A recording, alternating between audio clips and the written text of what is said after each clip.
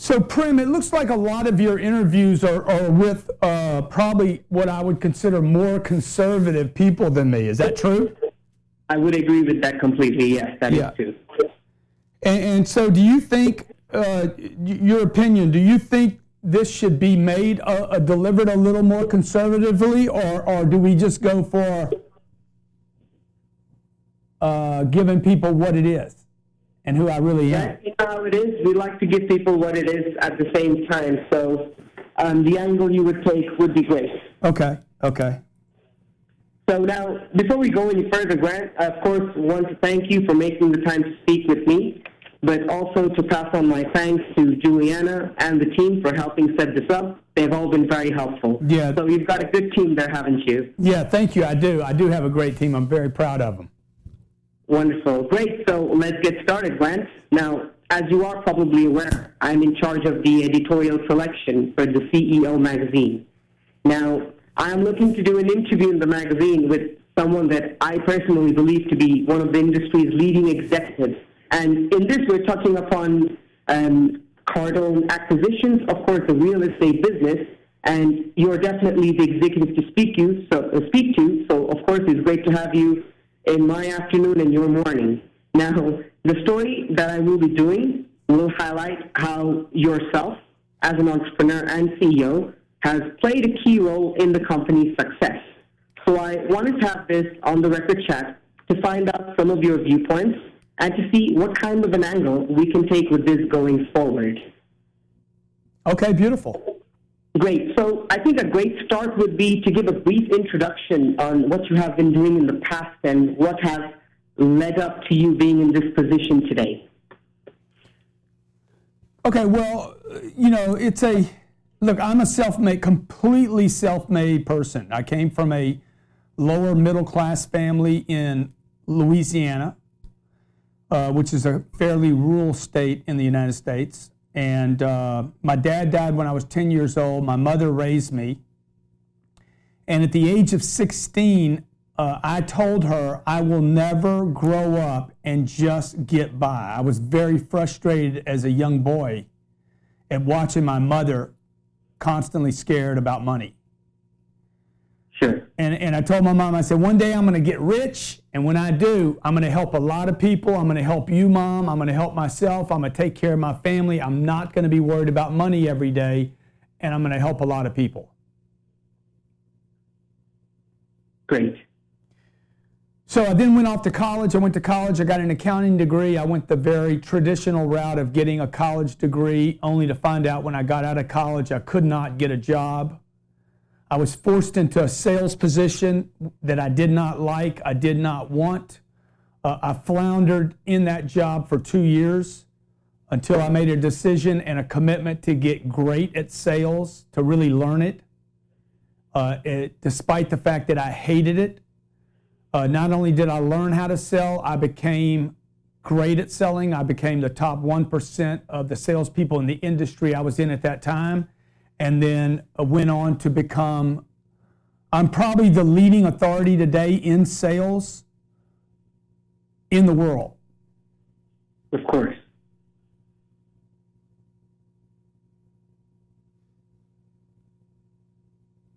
So what happened was at 29 years old, I started my own company, and my goal was to go around the world and teach people how selling would change from the days of Brian Tracy and Tom Hopkins and some of the great sales leaders that really defined what selling was, what marketing was, what promotion was. It was my belief, Prim, that selling would have to change as we entered this internet information age. I wrote a best-selling program. It wasn't a book. It was a program that we created that was called information-assisted selling. This is about 20 years ago, 25 years ago. So I was the leader in the world talking about how information would change, how it would be forced to become more transparent, more credible, more integrity-based, and more time efficient for both the customer and the company. And for the last 30 years now, I've worked with companies as small as one employee to companies like Google, assisting them in their sales processes, their customer satisfaction surveys and helping large businesses with customer expectations, meeting and exceeding those expectations. Great. Now, Grant, regarding an angle to take with this interview, taking it forward, I understand the main company that you are involved in is Cardone Enterprises, where you promote your books, a lot of sales, and the other one would be Cardone Acquisitions. Now, in this interview, I had in mind to bring forward Cardone Acquisition, but of course, since you are here with me, I would like to touch upon both of your enterprises. Yeah. So let me just let me explain to you the story here. What happened was, of course, there's 5 companies now. This really started as a guy that was floundering in sales, that was committed to and wanted to create financial success for himself, and sales just happened to be the gateway. It's the gateway.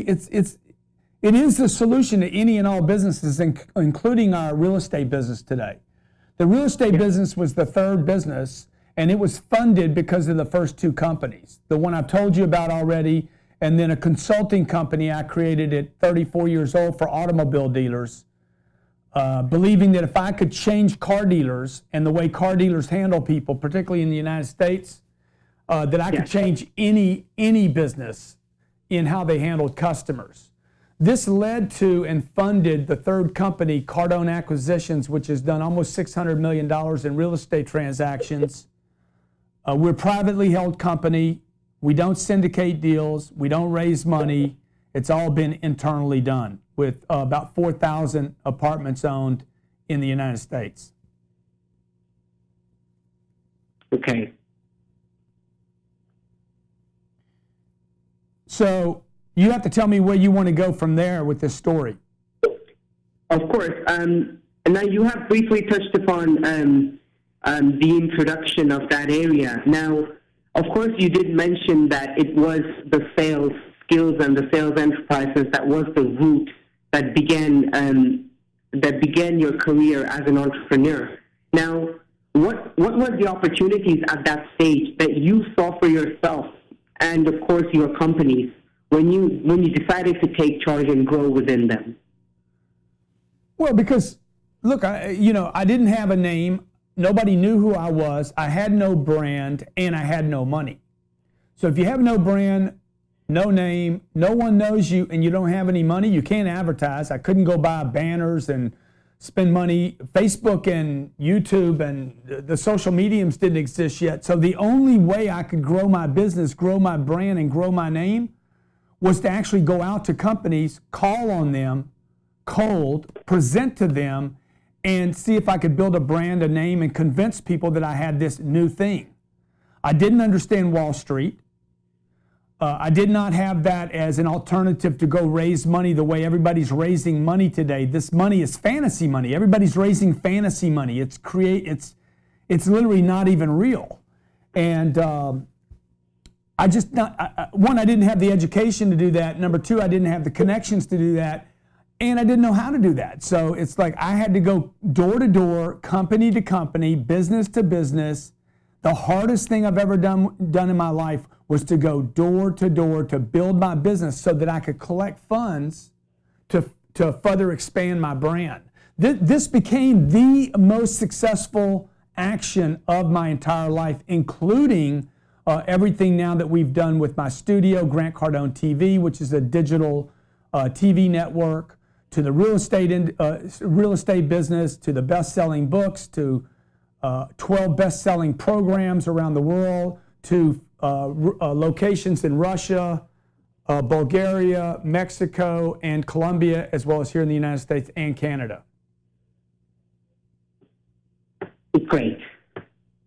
Now, Grant, what are the plans for your company's growth in the medium to long term? Let's say your goals for the next 3 to 5 years. Well, our goals on the help part of my business, the self-help part of my business, where we grow with companies, is to reach 7 billion people on planet Earth knowing that some percentage of those 15 or 20% of those people are entrepreneurial nature. They're perfect for CEO magazine. And we're looking to reach entrepreneurs and executives to help them increase the revenue of their companies. All companies have one thing in common, and that common thing is the top line of the company. So one, I want to make my name a household name worldwide. So we're translating all my content, particularly the content at Cardone University, which is used by over 18 million people at this time and is the #1 sales system in the world. We're translating that content into 5 languages, being Hindu, Spanish, Russian, what are the other 2? Spanish, Russian, Hindu, Arabic, and one more. Chinese, Mandarin. So we're translating that material. Now on the real estate front, my goal is to become a $4 billion real estate fund. We're at about 500 million right now, maybe a little over 500 million. Our goal is to 8x that and get it to a $4 billion fund. That will require for me to go public and then take things to the public markets to do so. Great. Now, in terms of your plans for growth and expansion, what would you say are the biggest challenges to those? Well, number one, the biggest challenge is the challenge of the executive to think big enough, enormous enough, huge enough in order to put in the plans necessary to get there. For me, the challenge is always where I came from. I think most people that were brought up the way I was, poor or middle class, were stuck with these ideas to stay small. This has been, and remains to be the greatest challenge of my personal life, and also the experience I have with other executives and businesses. This idea that I need to conserve myself, protect myself, and not get too big. So number one is the way I think. Number two is going to be people. I need people that have the alignment of the same type of think and willingness to take risks that I do. The third thing will be connecting with the right people, perfect for your magazine, perfect for your reader, perfect for executives that think big. When you take a company from $500 million to $4 billion, and you go from private to public, it requires a different level of people and surroundings and connections. Of course. The fourth thing is just going to be seeing it through. With the world, the amount of challenges in the world today, with us both going globally, becoming more dependent upon global markets, to the fragileness of other markets, like where you are today, or what Portugal is going through, or Italy, or even Russia and China. See, when you're planning to go that big, and you're now dependent upon, we're now in a world or global market, we become dependent a bit upon the news that comes out of those markets. So again, it comes back to the executive being focused enough, determined enough, and persistent enough to move through that noise, and then be able to see the future and make that happen. Of course. Now, as a core business publication, I focus on the operational excellence at companies and how you identify efficiencies across your operations, induce collaborations between divisions, and how you leverage synergies with external strategic alliances, and how all of this combines differentiates yourself and your company from competitors in class. Now, with running the company in mind, what are the key areas that you are focusing on, or you would like to improve on in the short term, let's say between 12 to 18 months? Yeah, no, well, number one, and this differs from a lot of my executive friends around the world that have done some really, really big things, but I was having a conversation with a gentleman that just sold his company for $21 billion. And the first thing that we look for to create synergies is quantity. I know that may not seem like there's a correlation, but quantities of anything, whether it's my sales company that wants to reach 7 billion people, or whether it's my real estate business, quantity is senior to quality. In fact, the only road to quality, customers, tenants, investors, readers, users, customers, the only route to quality, customer satisfaction, is through quantity. Okay, it is my belief that the only way you get great at anything is through frequency, and the only way to get great with customers is through quantities of customers. So you don't just go deep in a vertical, but you go wide in that vertical. And what I mean by that is I need to expand the name, the marketing, the promotion, the brand to millions and tens of millions, hundreds of millions of people, even if they aren't my customers. The bigger a brand grows in awareness, the better the quality of acceptance, okay? And I can name a lot of companies that have done that. You can too. Companies do not reach greatness without quantities of customers, without quantities of revenue, without quantities of experiences, which also bring with it lots of risk as well as some dissatisfaction. But for me to get great, for me to really expand, I got to use the quantity of customers. Number two, that means also I need to go through lots of people. This is very, very unpopular in the corporate world, but for me to find great people internally, it is, in my belief, it is absolutely necessary that I go through lots of people to get there. I'm talking about corporate turnover or internal turnover in a company. I have never heard an executive say this before anywhere. I've never read this anywhere, but I know for my 5 companies, I do not get great people without going through lots of people. That's very interesting, Grant. Yeah, it's unfortunate. It's expensive. It is discouraging to the organization and disruptive to the organization, but without me continuing to recruit and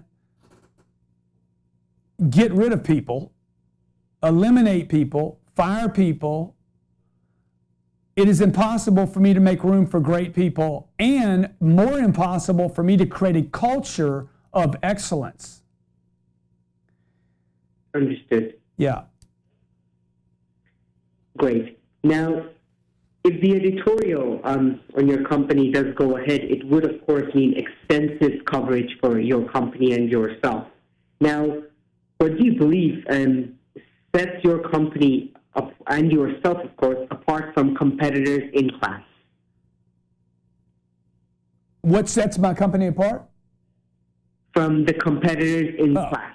Oh, well, what sets me apart from them is this idea of going wide, not deep. Most of my competitors are focused on verticals. For instance, in the apartment business, I'm competing with people most of the time that are very focused on specific markets. I look everywhere, okay? I go wide always. I'm always looking wide, not deep. Number two, I move with a speed that most people find to be reckless and dangerous, extremely dangerous. And I move with a tremendous amount of speed that most companies are unable to operate at. The third difference, one is wide, two is speed, and the third difference is the way in which we use social media today. Today, every one of my companies, regardless of what it is, whether it's the real estate, my book company, my publishing deals, my digital network, my consulting companies, we use Facebook, Twitter, YouTube, Snapchat, Instagram, Pinterest, I mean, you name it, MeV, Periscope, Facebook mentions. We use those mechanisms better than anyone else in the world. And social media is a phenomenon today that still most companies have not even scratched the surface on.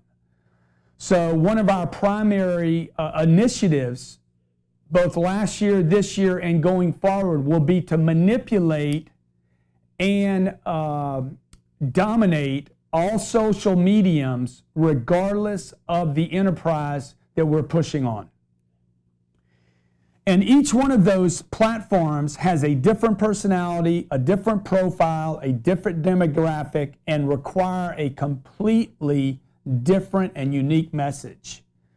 And if you watch the way I almost abuse each one of these vehicles, if you will, these routes, these vias to communicate, you'll see that we're using them all very, very differently from one another. Excellent.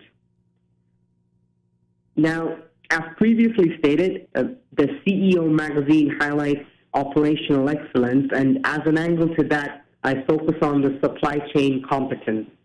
Now, obviously, many directors and executives that I speak to, in fact, I spoke to Richard York from Wells Fargo about a month ago, beginning of December. Now, they regard a productive and efficient supply chain as crucial to the success of their companies. And of course, as a magazine, I won't feature a company that can't demonstrate both strong and effective dealings with their suppliers, especially when considering companies like Cardone Enterprise or Cardone Acquisitions for one of the lead stories. Now, how has your company actually worked with suppliers over the years? I know you did mention it's true quantity that you find the right partners and the right people. So how have your company worked with suppliers over the years to form a stable partnership?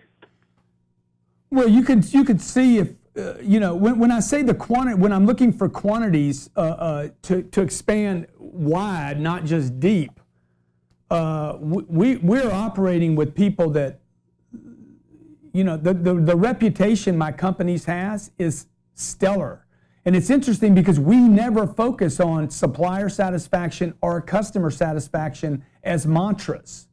These things are never even talked about in my company, which is very interesting because when I do business with a company like Wells Fargo, which I have, or the U.S. Army, which I have, or the Colombian military, or Google, or Aflac, or Allstate, or Morgan Stanley, I never, ever, ever talk about customer satisfaction or supplier satisfaction or even employee satisfaction because we do those things.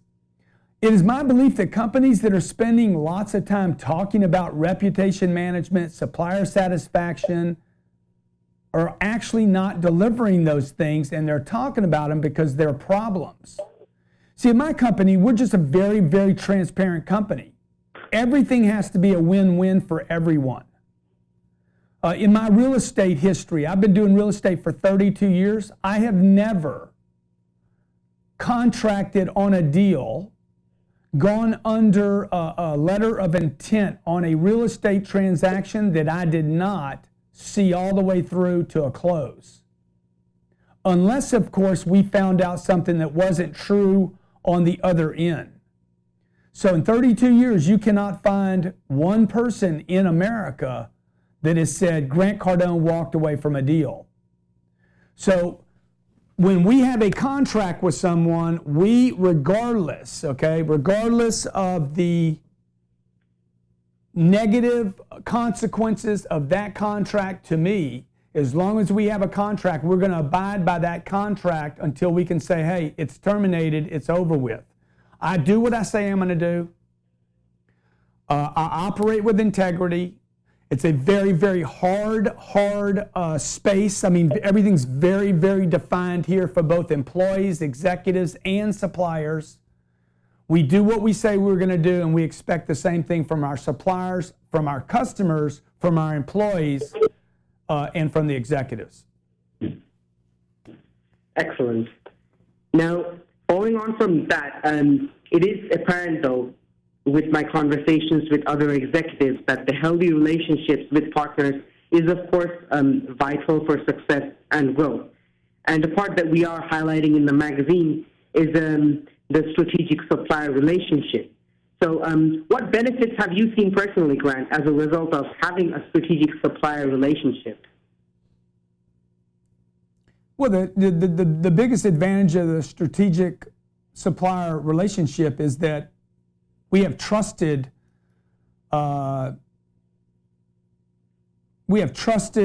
partnership. I mean, we want everybody to win. I want everybody to win. I have a management company with our real estate portfolio. I've been doing business with them for now almost 20 years. As I grow my business, I grow their business. As they learn the efficiencies of their business, because we're partners, we see things as a partnership with all our suppliers. The people that built this studio, we see as and treat as partners. The more successful we are, the more successful they are. With my social media platforms reaching almost 200 million people last year, with those platforms, we want to make the good works of companies that supply us and that partner with us, we want to make those good works known.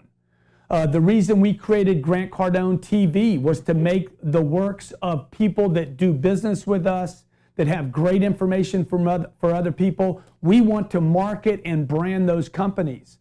I'll tell you an experience I had on a TV program. I went to one of the largest cable networks in America, interviewed me about the economic conditions of the middle class in America. And as I was doing this interview, I promoted my book. I promoted one of my books, my best-selling, my award-winning Sell or Be Sold. I promoted, and the gentleman at this cable network said, "Oh, that's a shameless brag, or a shameless promotion you're doing." I said, "No, what? It's a shameless plug that you gave for your book there." And I said, "Look, I'm telling you about this book because your clientele needs it. Your viewer needs this book. This is not a shameless plug. This is necessary for people to achieve success. And my goal in life is to help people be more successful."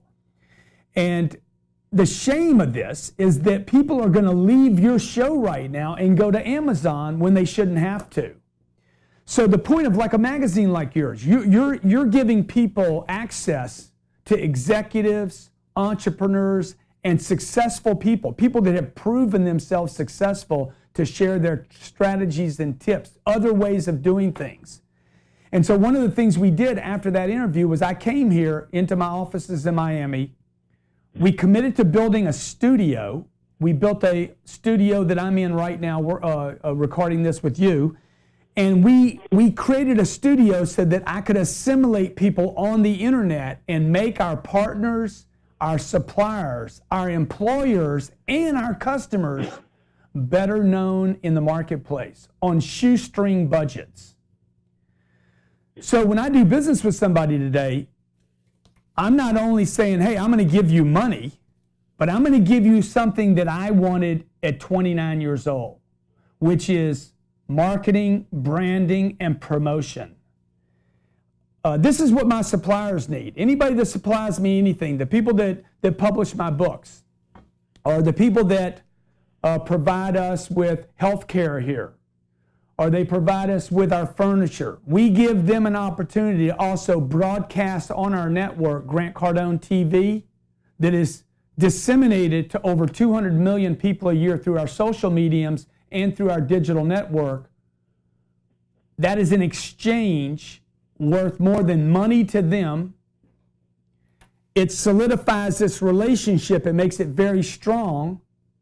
And now we're not just talking about money being exchanged for services, but we're talking about a true partnership where everybody wins at levels nobody even considered. Great. That's very interesting, of course. Now, one other thing that seems to surface in many of my conversations with the executives from different industries, they have the concept of, I know it's different on your side, but they have the concept of key or critical suppliers or partners, where they may have a diverse number of suppliers. Now, to give an insight into your procurement, what kind of partners or suppliers do you have for your business that you consider to be key? Well, number one would be my debt, where I get both my banks, my lenders, and my long-term debt for my apartments. So we've used about $400 million worth of debt in America. That would be Fannie and Freddie Mac. These are, Wells Fargo is actually the provider of that debt since you brought them up. This has been a very, very long-term, strategic, well thought out relationship where I can depend on that source, that supplier of debt, to be dependable, expedient, and credible. That is, they tell me what they're going to do and they actually deliver on that. So the debt for my real estate company is critical and vital to the expansion that later will convert and translate into debt from Wall Street because they want to do business with people that are credible, believable, and that have great reputations. So that's one major supplier. The other ones, particularly in the other businesses, are much more social, and I don't think many people would consider them suppliers, but I'm talking about now YouTube and Facebook and Google. These are tremendous behind-the-scenes relationships that allow me to, because of their billion-dollar investments, allow me to communicate and disseminate the good works that we're producing here, from both the digital network to the books to the speaking career to my online university, which is being translated into the 5 languages that I mentioned earlier. So these are not very non-traditional. These didn't even exist as partners or suppliers years ago. Okay, a group like Twitter would not be considered a supplier. I consider them a very, very strong supplier of a message that I need to get out. Google and YouTube being the #1 search engines worldwide are tremendous traffic growers for both my real estate business as well as my consulting business and speaking business. And notice all these are related. Like, I don't talk about any of my 5 companies separately. Whatever I'm doing in my real estate business, I'm doing also my book business, I'm doing at my university, and I'm doing on any of our other platforms. So there's a synergy between my suppliers. Okay. Well, Grant, this sounds interesting for our readership. Aside from the operational and supply chain excellence highlighted above, what are the key business messages that you would want to personally promote within the feature? Look, the executive, I work on 2 things. As an executive, I work on 2 things every day. I'm either working on myself or I'm working on a customer. I'm either trying to improve me or I'm trying to improve my customer base. I'm either working on me, so as an executive, I can move faster, I can be more secure, I can be more certain, I can grab better people, surround myself with better people, I have better information. I'm either working on that, me, or I'm working on customer acquisition. So I'm always trying to improve 2 things every day. Me, personally, not my people. It starts with me. So the first thing I would tell anybody is, look, the executive needs to improve first. Second thing, I'm trying to improve customer acquisition. And the third thing I'm going to try to do is translate that message into my organization. Every day I'm going to be selling that message into my organization. Hey, I'm here trying to improve me. I want to improve our customers, and I expect the same thing of you. And the last thing I would say is this, okay? You need to move with speed today. Speed is the new big. Speed is the new competitive, dominating advantage. When companies get big, they slow down, and that becomes the death of that company. Speed is the new Goliath.